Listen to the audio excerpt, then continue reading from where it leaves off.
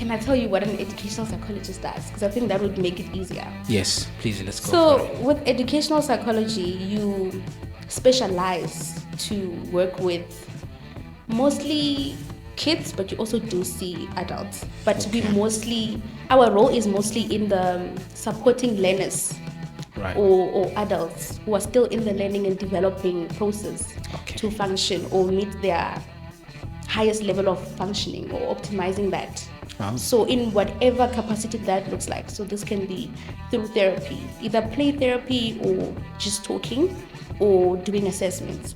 I can remember quite a few cases like that where you have someone who's been struggling from primary school, they're in grade 7 or now they're in grade 9. Like everybody knows they've been struggling, they've been repeating grades, but nothing is done to support that person. It's a matter of let's just get this person to finish matric and then what?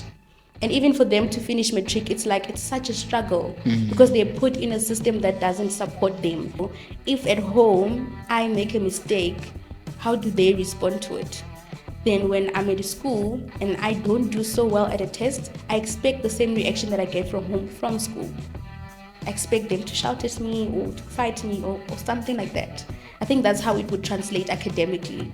But with behavior-wise, this is where now you see that, okay, this child just shuts down, hey? When you try to understand, okay, what's going on, they just shut down because that's what happens at home. Like whatever they're exposed to at home, they play that out at school. Or you see it playing out at school.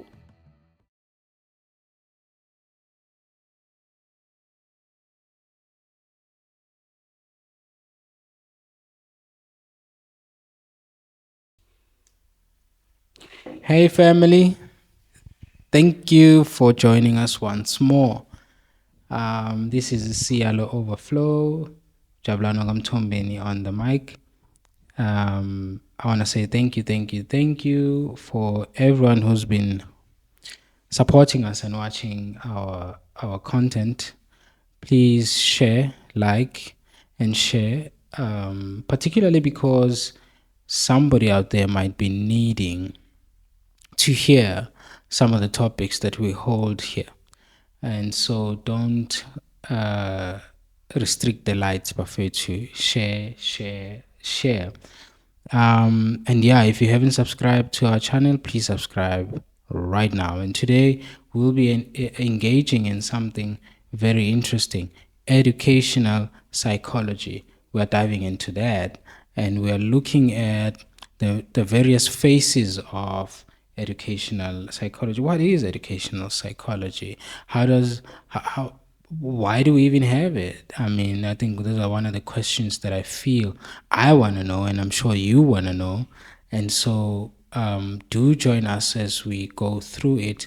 But I think also the other stuff that we want to sort of cross through and interrogate are issues that students and maybe even parents, all the stakeholders, teachers as well, go through in this weaving of school life, and maybe from the parents' point of view, work and a child or a learner or a student or a teenager that's in school, support and all of that. So yeah, let's get into it. And for the first time today, I have Usis Rofhiwa.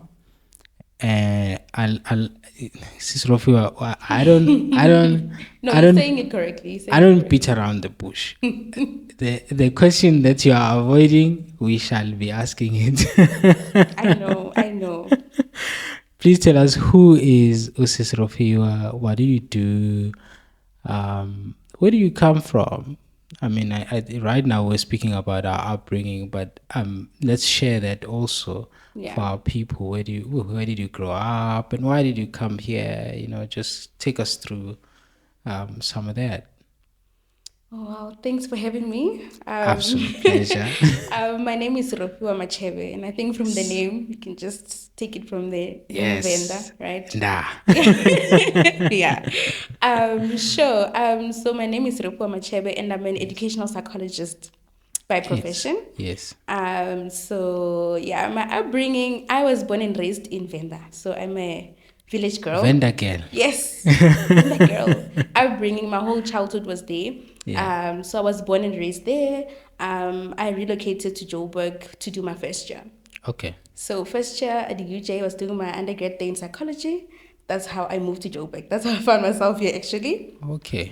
And then after doing that for 3 years, I went to UNISA to do my honors in psychology. And this is where I think my journey into becoming an educational psychologist started, because then I decided to go to UNISA so that I can also work.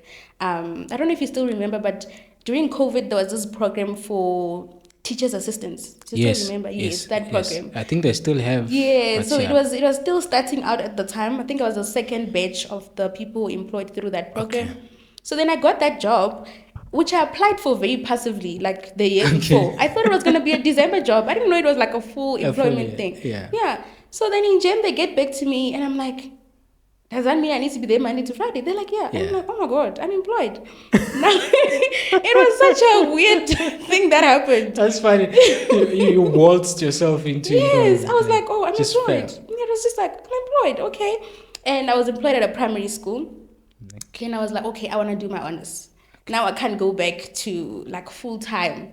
I had to then pursue UNISA, which also I had applied for the year before, passively so. Like I was like, oh, second option, third option here and there, just in case, So then I was working at the school full time, and then I was doing my honors full time as well, but it was online. Yeah. And when I was working at the school, this is where now I was actually exposed to the educational system, in a sense, like being around teachers, the kids, the parents. I was also volunteering with the SBSD at the time. So after hours, we have meetings and stuff like that. So I was trying to see what happens there, Okay, so what is SBSD? So SBSD is more like a school support-based team. Okay. So this is like, okay, each school is different, but at the school where I worked, it was made out of the Teachers' Day. So it mostly supports kids, basically. Okay. So if a learner is having behavioral problems, the SBST needs to sit and discuss that. How do we intervene? How do we get the parents involved? So any matter concerning the school and learners and parents, the SBST is more of the gap in between. They bridge that gap. So then, because I was just there as an honest student, I would just take minutes of the meetings, calling the parents, just keeping myself busy there. What I see, so they discussed this, they discussed that, they discussed this. And then my honors ended because I was doing it full time also at the time. It was 1 year. Then 2022, I was like, okay, I couldn't apply for masters the next year. So you need to do your masters for you to be like a qualified psychologist. Okay.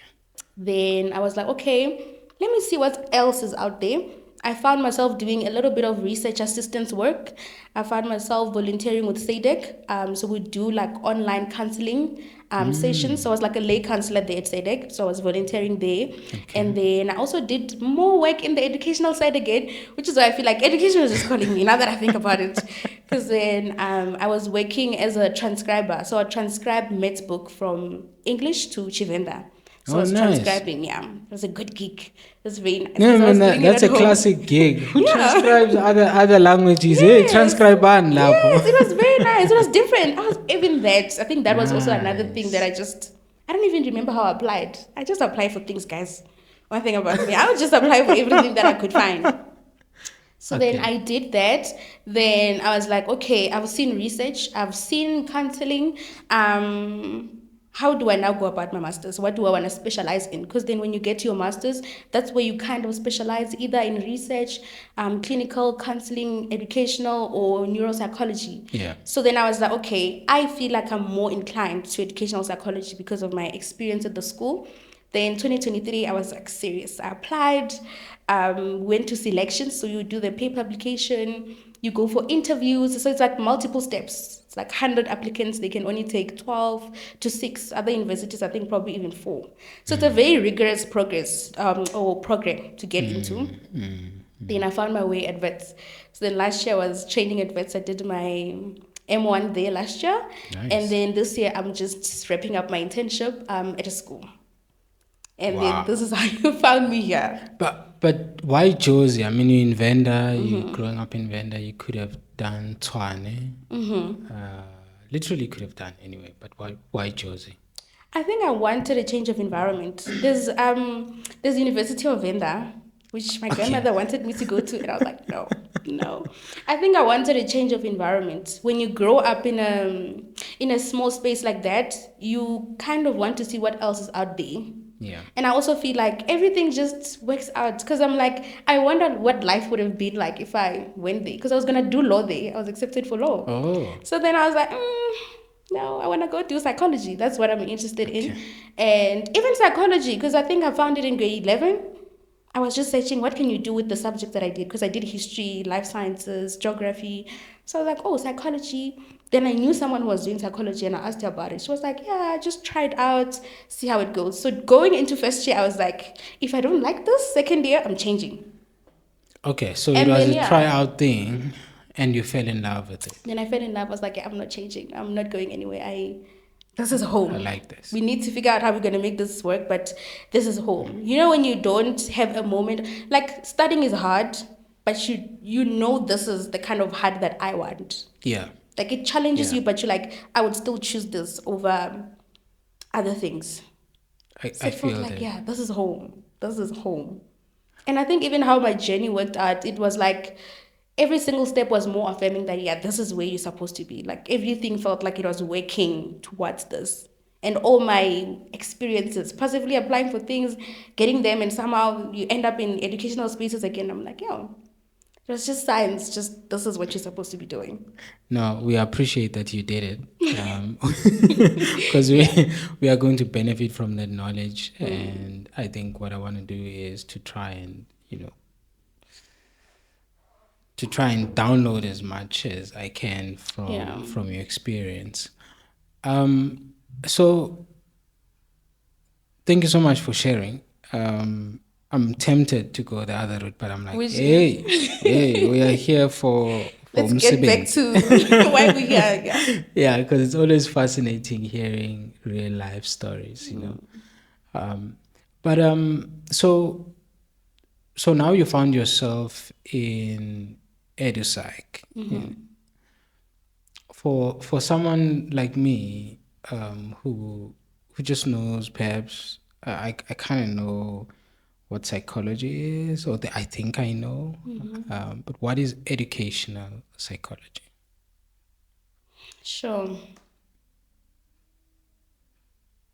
Can I tell you what an educational psychologist does? Because I think that would make it easier. Yes, please, let's go for So, it. with educational psychology, you specialize to work with mostly kids, but you also do see adults. But our role is mostly in the supporting learners, Right. or adults who are still in the learning and developing process to function or meet their highest level of functioning, or optimizing that.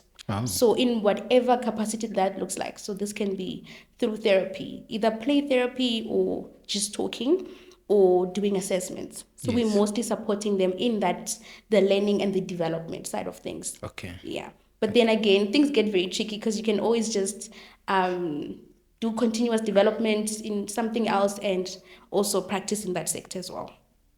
Okay, so what you're saying is this is a specialized field in that facilitates, maybe let's say, the difficulties or the challenges in learning. Yeah, so learning and development. Yeah. Okay. So on a regular, at this point you work as an educational psychologist in a school. How does your regular day look like? Sure. I think because I work at a school, there is routine, but not really. You always need to be flexible for emergencies. But typical morning, get to work, meet parents when they do drop-offs most of the time for meetings, or if they want to consult with you or something like that, there's always room for that in the morning. Then therapy sessions. You see kids, whether it's play therapy or high school for therapy, and then you need to do admin stuff. Then there is meetings with teachers. We have SBST meetings.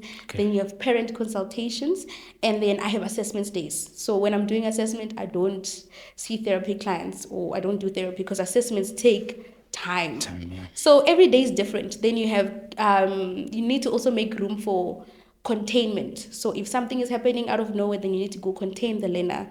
So there's really structure, but not really. There's always that room for something to happen. I think that's the thing about a school. Something will happen that you didn't plan for. Like, you always need to be ready for that. Yeah, I know. Yeah, so I think it just depends on where you work, honestly. Everyone's days, they look very different. Because even other people that I know that work at schools, their days look very different from mine. Right. But then also, again, you still need to attend trainings, you still visit other schools, you still do talks. We do a lot of psychoeducation, whether for parents or the community or for the learners.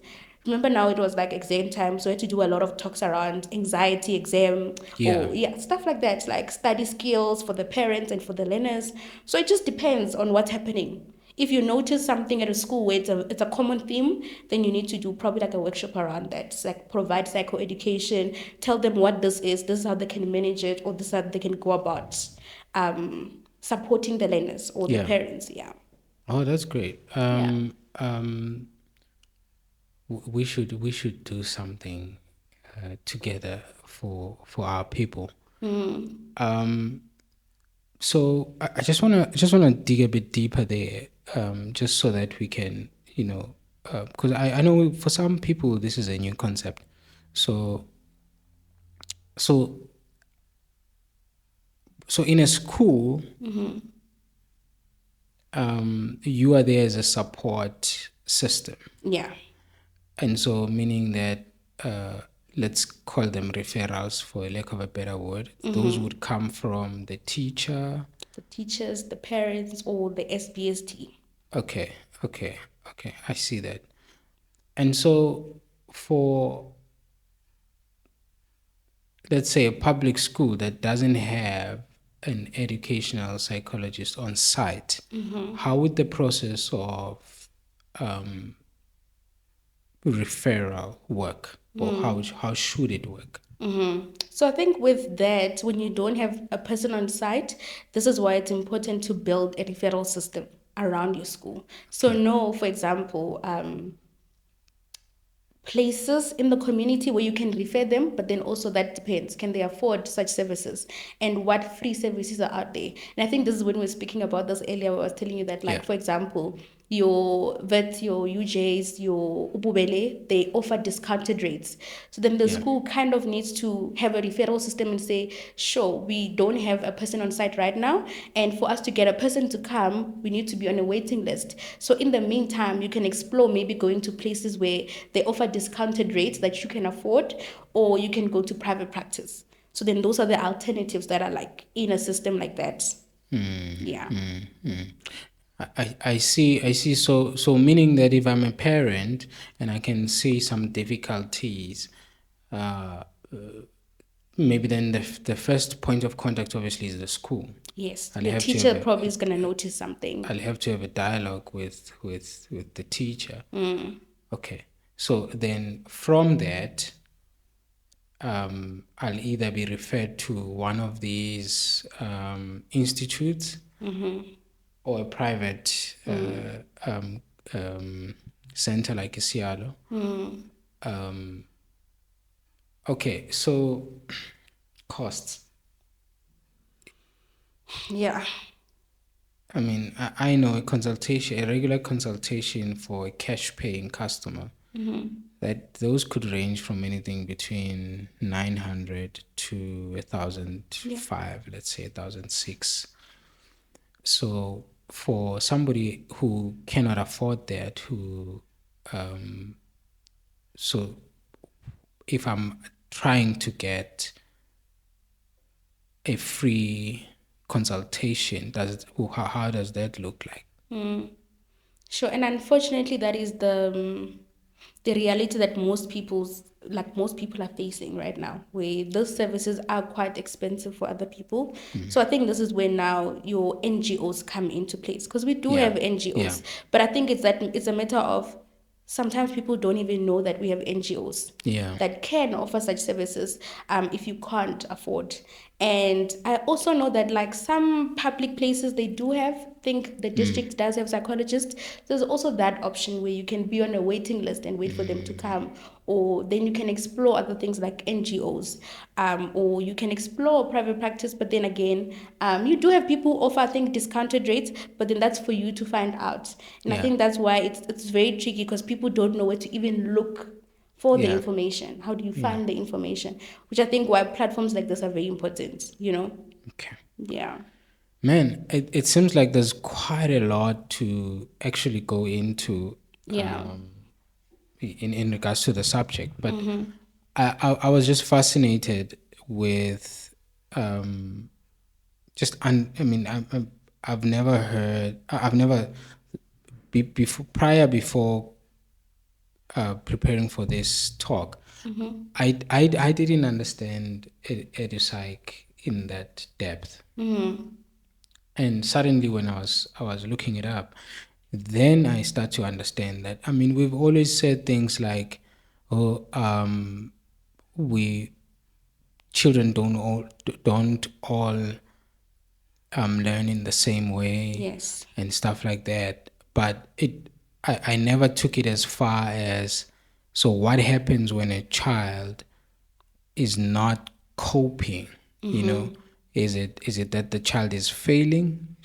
We are failure, and is that where we are supposed to end it at that they fail, or is it but is there a step further from there where we can go, okay, how can we support the child? Because I think that's the question. That is the spot where an educational psychologist is placed, where how when we ask the question, how can we support this particular individual? Yeah.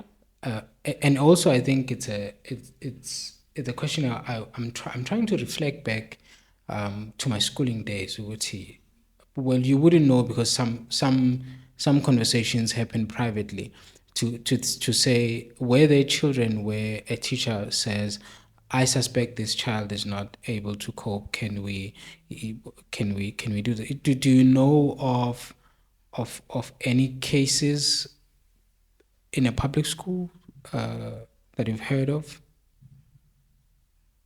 Sure. I think even just thinking back of my own schooling days, I can remember quite a few cases like that where Okay.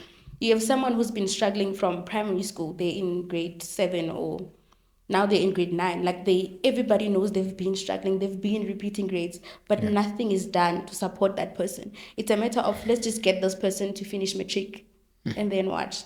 And even for them to finish matric, it's like it's such a struggle, because they're put in a system that doesn't support them, that doesn't work for them, that doesn't cater for them. And I think this is where now the psychologist comes in, where now this person has been struggling.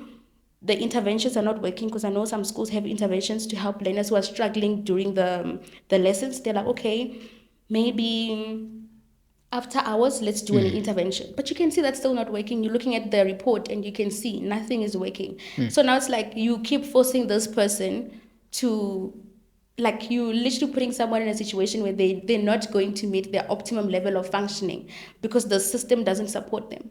And this is where psychologists comes in, and they're like, okay, can we do a psychoeducational assessment, where now you do an assessment that helps you understand, where is this child functioning cognitively, what is happening. Then you also do a scholastic assessment to see, is their cognitive functioning translating to their scholastic functioning. And if their cognitive and scholastic functioning is not on the same level, then you try to figure out what is causing the gap here.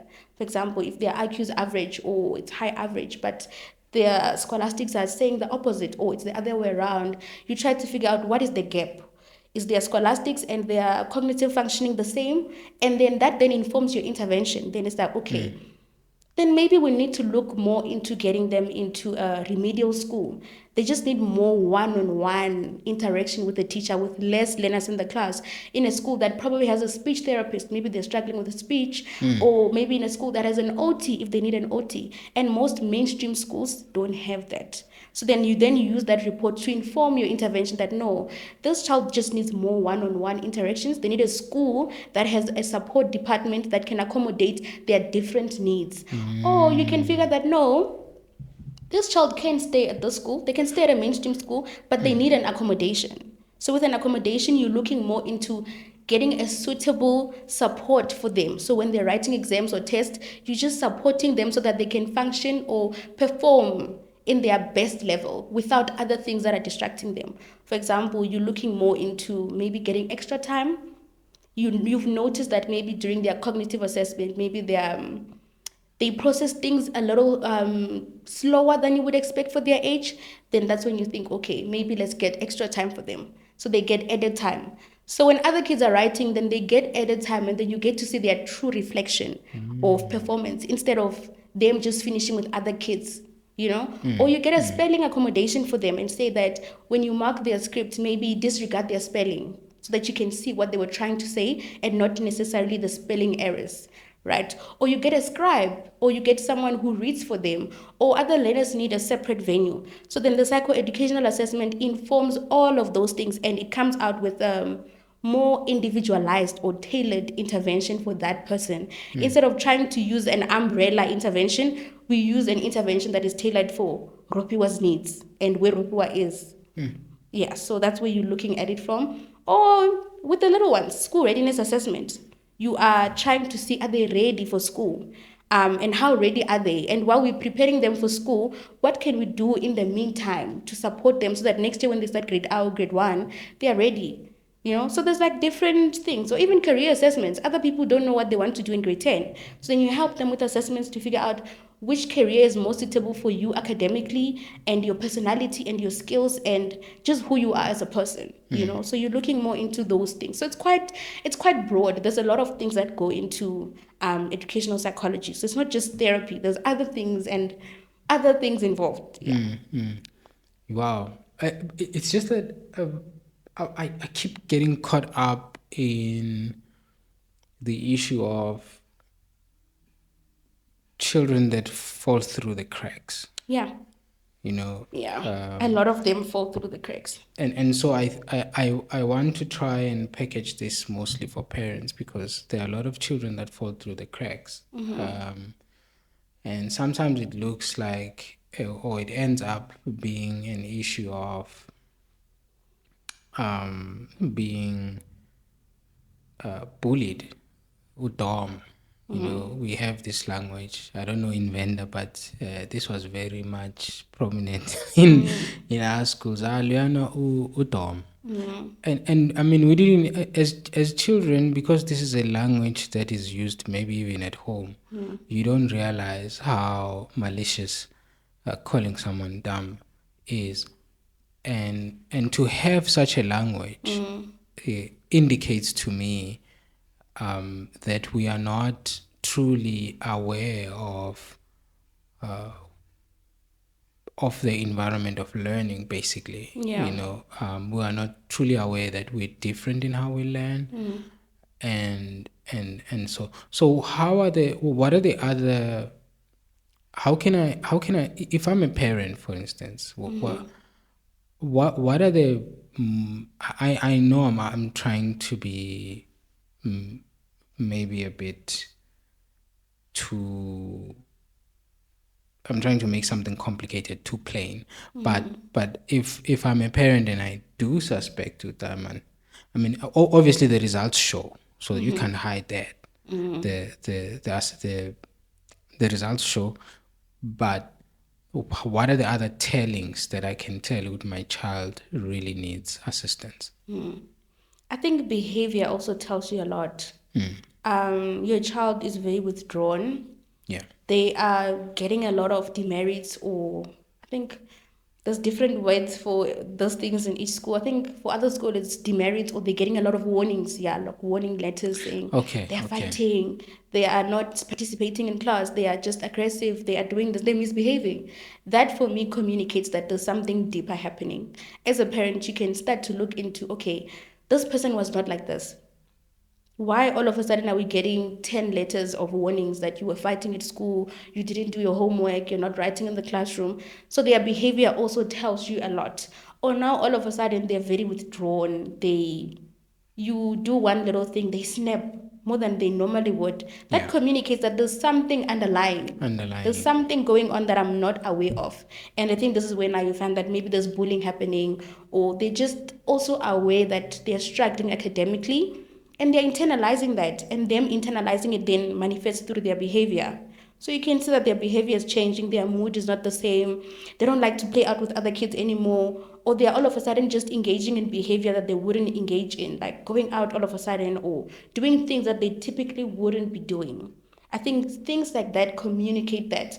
And I think also the teachers also pick these things up.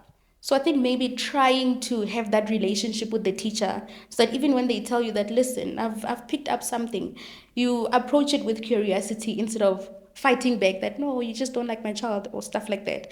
You approach them with curiosity of, what have you noticed? What are you seeing at home? What are you seeing in the classroom? And then I compare with what I'm seeing at home. Are we both seeing the same person? Maybe my child at home is bubbly, they're nice, but then at school they are the opposites, and I think that also helps, looking at how they are at school and how they are at home. And I think this is where now the problem comes in, if we're trying to separate the two, that the two can't exist in isolation. Like, they need to be together. Like, you need to communicate, you need to be aware of what's happening at home and school, so that you can compare. I really was about to jump into that, because Yeah. when you said that, you raised a couple of alarms. I'm familiar with. I'm not trying to shame nobody, but I mean, the truth has to be said. I'm familiar with parents who don't concern themselves with what happens at school. Yeah. So what happens at school, the teacher must deal with it, right? And I do want to call it out. I mean, that's really just passing the buck. That's being irresponsible. And we need to try and be more owning of the situation, because at the end of the day, it's your child. You chose to put them through schooling, and so whoever you give your child to, you also have to start knowing those people. And so I can imagine the space of teachers as well, to say they are dealing with a child and the parent is nowhere to be found, mostly in public, in the public system. So you're dealing with 50 children, let's say, in your classroom, and only 3 parents are available for, or avail themselves. Because at the end of the day, you can't make 50 calls every week or every month. I can imagine. So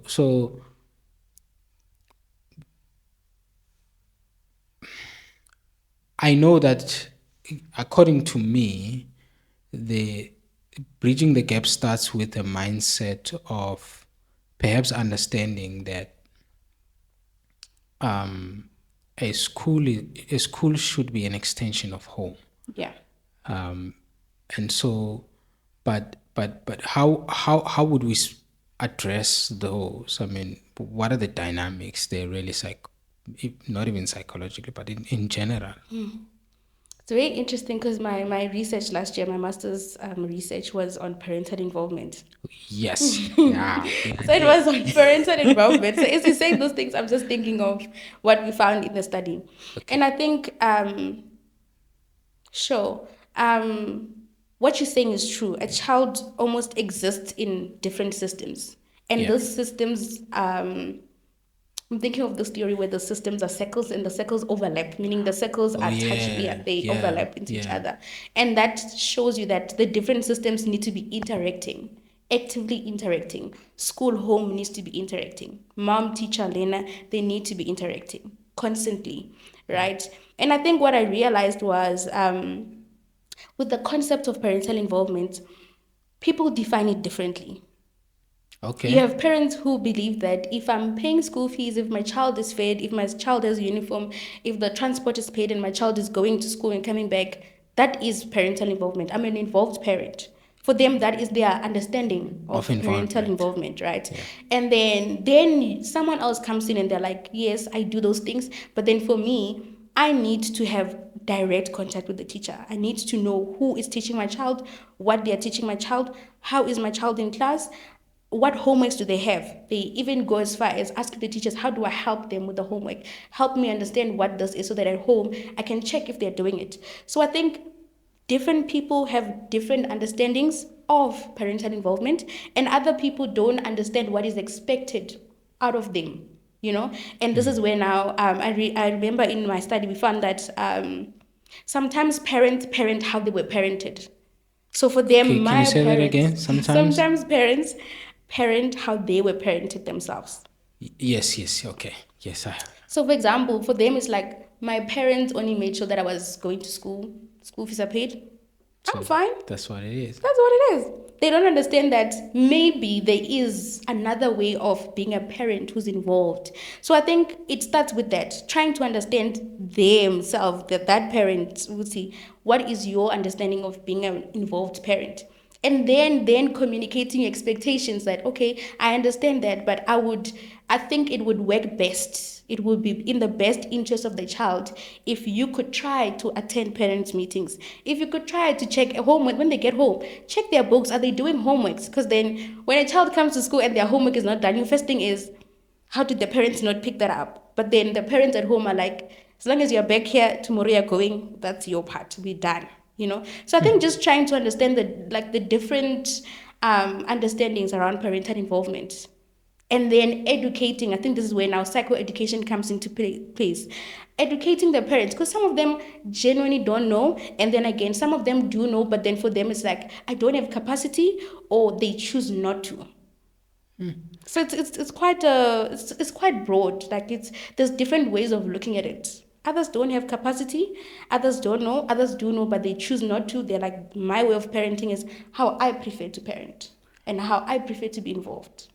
And you know, you said something very profound, that some parents parent the way they were parented.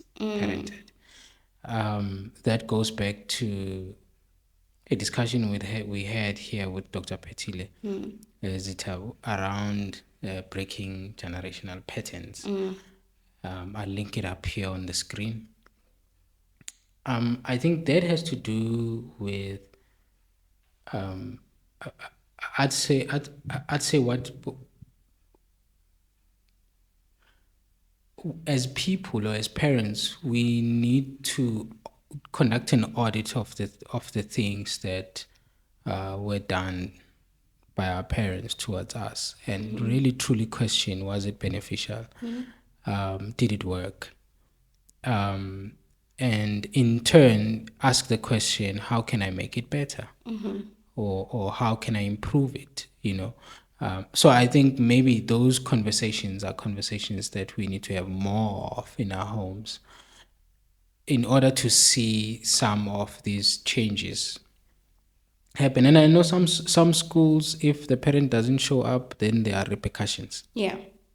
So it's different systems, you know. So then it's also like, if they don't want to be involved, you can't now, for example, unattend the child because the parents are not involved. So then I guess this is where now you have learners who are struggling and who have been struggling, and the parents are not involved. And then that makes it difficult for you now to have a way forward, you know, because you can't do anything without the parents' consent, or consent. They need to consent for everything. But when they are not involved, this is where now we have kids who fall in the cracks that you were talking about, where now it's a matter of, this child needs to finish matric. But then after matric, what do?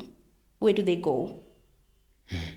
So this is where now you see that school and home really need to be connected. They can't be operating in isolation. Because I think also, for example, if something is happening at home, it's going to affect school.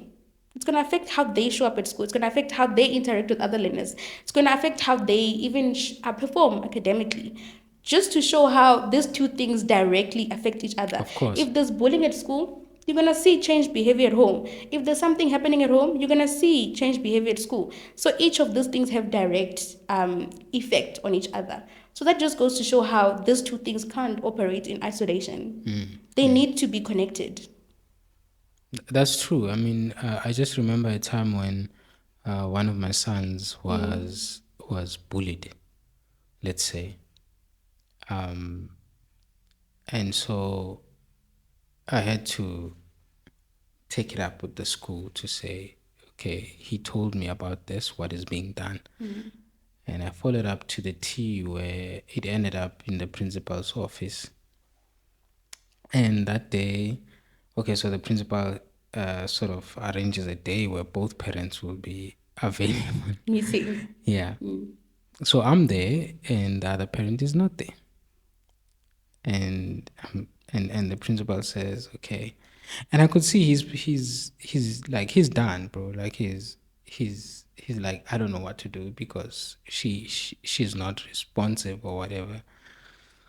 And then he decides to call her while I'm there and says, look, mama, if you're not here in the next hour, I'm sending your child back home. And he is not going to be allowed in school until you honor this meeting. And she was there in 30 minutes. So I'm there, I'm waiting. And as the meeting commences again, it was a very, very strange dynamic because I am here for my boy and she's there for her boy. And I'm thinking, yeah, actually, there's something wrong about this picture. There should be a woman next to me and there should be a man next to him. And it's just as I'm thinking of that,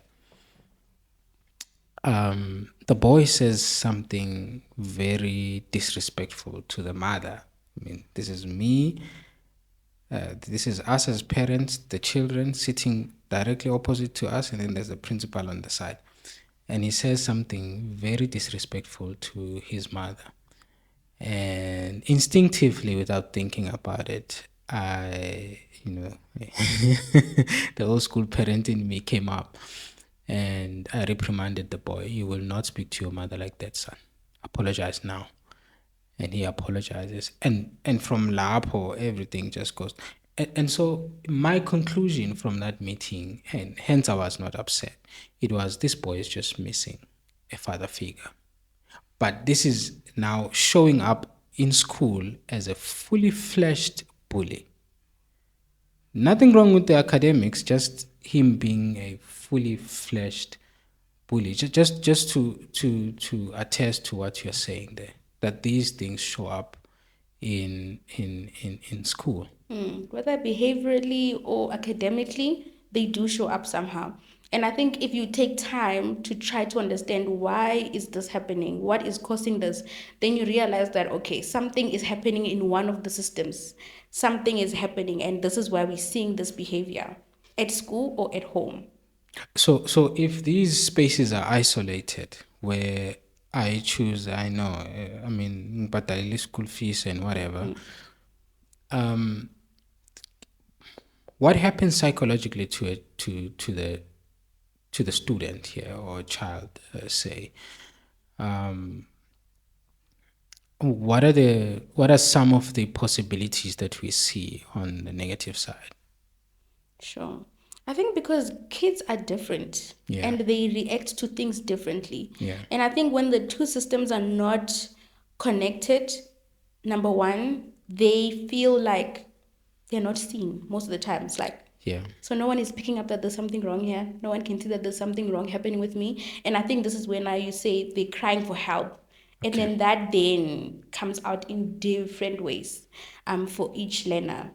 Or others take advantage. Hey, I feel like there's those situations where they know even if I do something at school, no one is gonna come here and attend a disciplinary hearing or something. So there's different things that happen. There's a lot of things that happen, but regardless of that, it's always something that affects the learner negatively. That's what we see.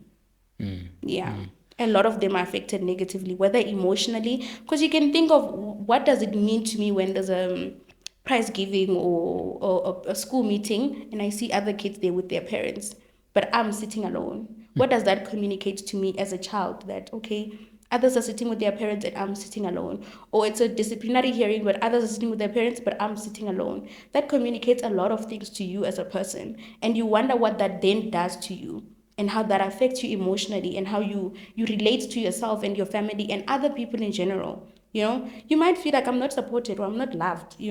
So it's very different for everyone. People really process things very differently.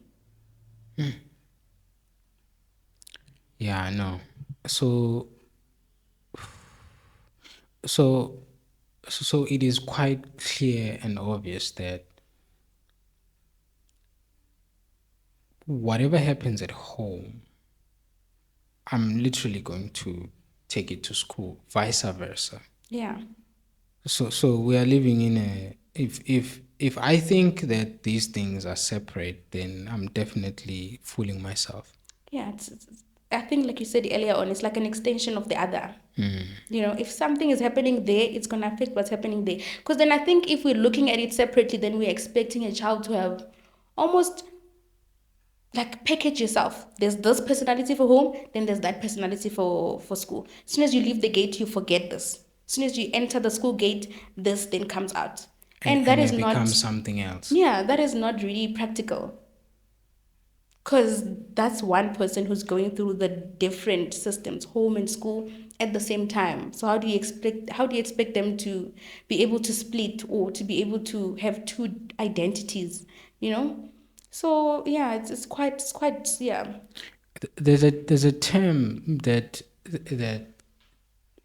I I I couldn't understand as I was sort of trying to prepare for you. This has been the hardest research. What is this term? Cognitive carryover. What is that? Sure. Can you give me more context? How did you come across that one? So it was speaking of how problem solving skills developed at school translate to home challenges. Okay. So this is where, for example, at my house, if there's conflict, we resolve it by shouting or by throwing things. And then at school, when my teacher is reprimanding me, because at home, that's how we solve things, I throw a tantrum or I want to fight the teacher or I want to fight someone else. So basically, the problem solving skills that I'm exposed to at home, I then bring them to school or even vice versa, if I'm understanding you properly. Yeah, I think that's where we are. So problem solving skills are not just an academic term. I think it's broad, hey? Because if we're gonna take it to academic, then for example, if at home I make a mistake, how do they respond to it? Then when I'm at school and I don't do so well at a test, I expect the same reaction that I get from home from school. I expect them to shout at me or to fight me or something like that. I think that's how it would translate academically. But with behavior wise, this is where now you see that, okay, oh, this child just shuts down, hey? When you try to understand, okay, what's going on, they just shut down because that's what happens at home. Like whatever they're exposed to at home, they play that out at school, or you see it playing out at school in different ways, whether like this is how they interact with other kids or this is how they interact with the teachers. But it can be good or bad, hey, because those kids who are just leaders, like if there's a problem they're gonna be like, okay, hold on everybody, you are saying this one did this, you are saying that one did that, okay, so can we just apologize to each other? So you have those ones, and then you can see that, okay, at home, that's how they solve problems. We talk about it, we hear your side, and we both apologize, and then we hug, we go out and play. So it's either good or bad. It's both. I said that deliberately because Yeah. I'm seeing that there's so even just to take a detour a bit. Even when people go for interviews, they'll ask you, so how are your problem solving skills? Tell us about certain problems that you have resolved previously. And I think that we don't realize how broad that question is. We sort of limit it to the skills that are in question. or the job that's in question. And if you're a child, or rather, let's say a learner or a student, we limit it to the faculty, we limit it to um, studies and the actual content. Ukuthi, how are your problem solving skills? Like, no, I know I can solve for X very quickly. Like, algebra is my thing. type But of they thing. ask you, how do you deal with conflicts? Yeah, how do you deal with conflict? That is problem solving. And hence I said this boggled my mind a bit that even I did not see problem solving skills as broad as that. It sort of opened my scope of viewing problem solving. And also the issue that as parents we teach our children how to solve problems. So how I solve problems, if I'm the person that shuts down, goes to my room deal I deal with the problem alone and come out okay, I have in actual fact I have not dealt with the problem. I sort of just shoved it under the mat, and I'm teaching them that that's how we deal with problems. And that's how they're going to solve problems in other areas of their lives, whether even with their own friends or at school, everywhere. Because you are communicating to them that this is how we solve conflict. When something is happening, we don't talk about it. You go to your room, you cool down, you come back, life is normal. That's how they grow up thinking. That's how we solve problems. If something is happening, we don't talk about it. We take time out. We don't actually directly deal with the conflicts. Or you teach them that if there's something happening, we sit down. We are all regulated. No one is shouting. I can hear you when you are calm. You don't have to shout for me to hear your point. Then they know, okay, when there's something happening, we can all sit down, regulated. I hear my side, you hear my side, we all communicate, then we come to the resolution. Or if something happens, they beat you first, then we talk about it. And then they then take those patterns to Yeah. other relationships and other spaces where another learner took my pen, so then I beat them. Because that's what they know as problem solving. That's how we Yeah. solve problems. That's how we deal with problems. Eh, And eh, then as a teacher, you're like, how do you come to that conclusion that that that is was how you solve it? fast. Yes, that was very. How do you come to that? But then it's like, oh, that's how problems are solved at home or wherever they are. You know? Yeah, and of course if you have a class of 35, chances are there will be one child at home that they ask, why did you beat them up? That's disrespectful. So that's the problems. That's how we resolve conflict at home. Like the question is, why didn't you beat the hell out of them? So I think it's important that we really highlight this one. Conflict resolution. There is no way there will be no conflict at school. There's You always conflicts. you cannot have so many people and not have conflicts, almost on a daily basis. And if we turn away, or if we turn a blind eye to teaching ama conflict resolution skills to our children, then we are actually setting them up for failure. I think which is why it's important to be on the same page with the school. For example, I think there have been cases, I don't know where I read about it, where at some schools, I think they used to beat kids. They still believed in corporal punishment, right? Okay. And the parents at home do not believe in that. So now it's like, I'm sending my child to school and you are teaching them that we deal with conflict like this, whereas at home, we talk about conflict. I think this then goes back to, this is why it's so important to be on the same page about discipline and how we handle conflict and how we solve problems and how are you teaching my child in the classroom so that at home I come back and reinforce that way that you are teaching them at school? Instead of you teaching them like this and then they come back home, I use a different method. Because then that doesn't help. We both need to be on the same page about everything.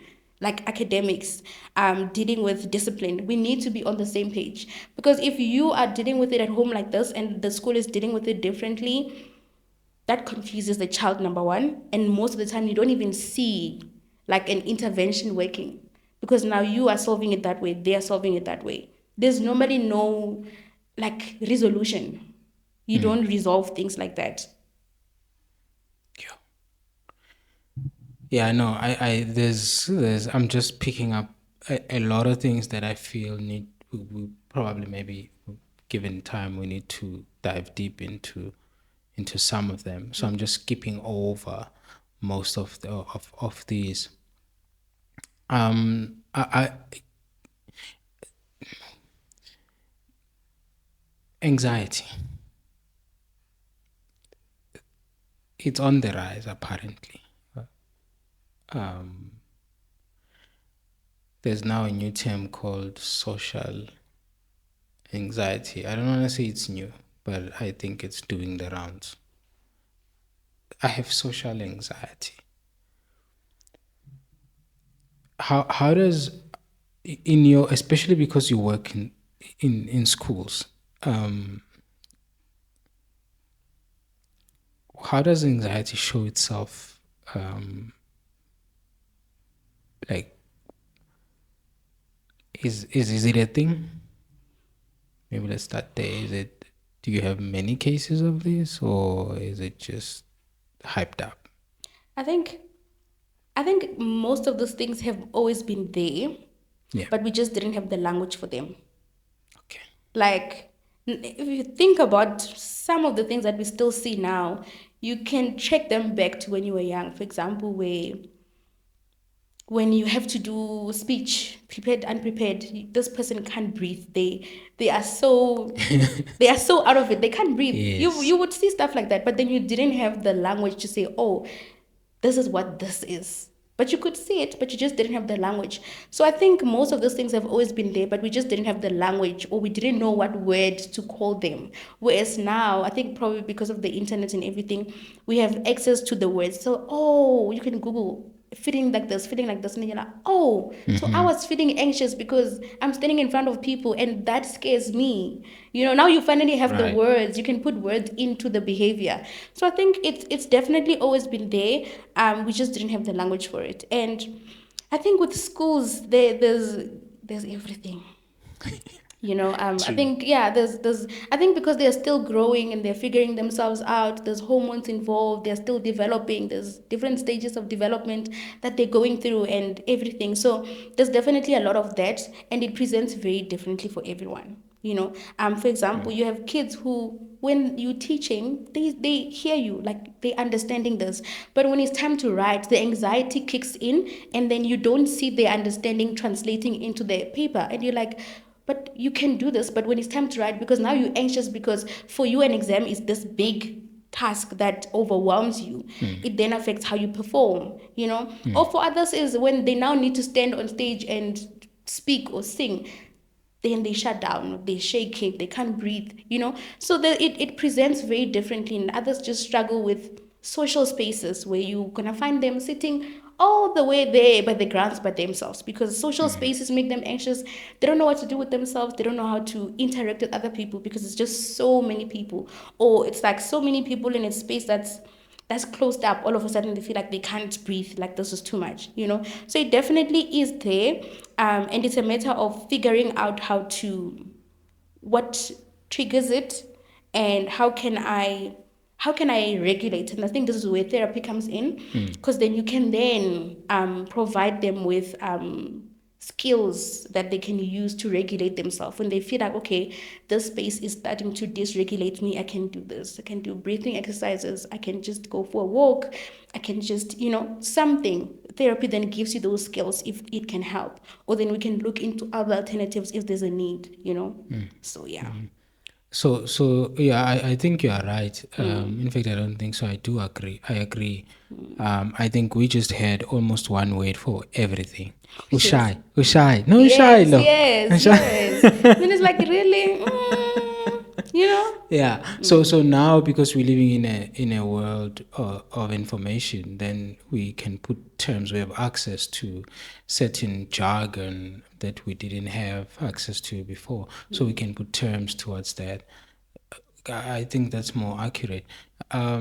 So you wouldn't say that anxiety is on the rise in school spaces. I don't want to say it's on the rise or it's not on the rise, because I think it has always been there. Yeah. It's just that now the kids that are growing up now, they have more awareness around it, which is then probably making people feel like everybody has it. But it's like maybe more people are just now more aware of what it is, Okay. So there's also that side of it. But then also looking into the context of our country, it's not safe, and I think that can also just cause some anxiety for kids. Like you read on the news, kids are getting this, they're getting kidnapped, this is happening, this, I think looking also into the context of our country in the moment, there's a lot of things that are happening that can cause a lot of anxiety for people. So then it's quite difficult to say, is it on the rise or has it always been there, or because of the climate that we're living in, it's just there's a lot of things that can be anxiety provoking for other people, so there's just different ways of looking at it. Yeah, I think on the next insert we should try and dive deeper in how social media is playing or changing or how it influences the learning space, and not just social media but just the issue of phones and so forth. I think we maybe if we can go just a bit really deep on that. But thank you so much for being a star. I mean, I was running out of questions because you're just so efficient at answering. And I've been told I speak very fast. So then I thought about it mid this. I was like, oh my God, I should have just given him that side note in the beginning that you need to tell me to slow down Oh no, no, if I'm no, no. speaking very fast. I mean, I mean, we live in a gracious world now. If you're watching on YouTube, there's a space there that says play speed, so you can just turn it down a notch. If you feel like I'm speaking too fast, just use that. Yeah, just use that. But I don't think you were. There is an issue of if somebody speaks too fast and inaudibly. Yeah. Then there's a problem. But I don't. I think that was just perfect for me. Okay. But thank you so much for coming through. Thank you for joining us. Thank you for having me. Thank you for having me. Yeah, I think this will be a two-part, definitely. There's an insight we need to do, particularly with social media. I need parents to know what what what are the responsibilities that ought to be imparted with buying their children or their teenagers a phone.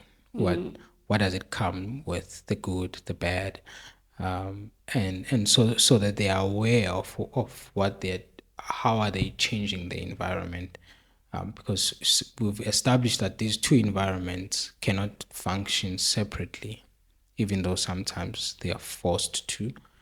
But if I change one environment, I'm also changing the other environment. So I think maybe we can go into that. But for this one, we are wrapping it up. Any parting words, any misconceptions you feel you really need to clear up? Not really. I'm just, yeah. Thank you for having me. And I think I'll probably think about them and then we'll probably address them in the next episode. Most definitely. And I am calling this one done.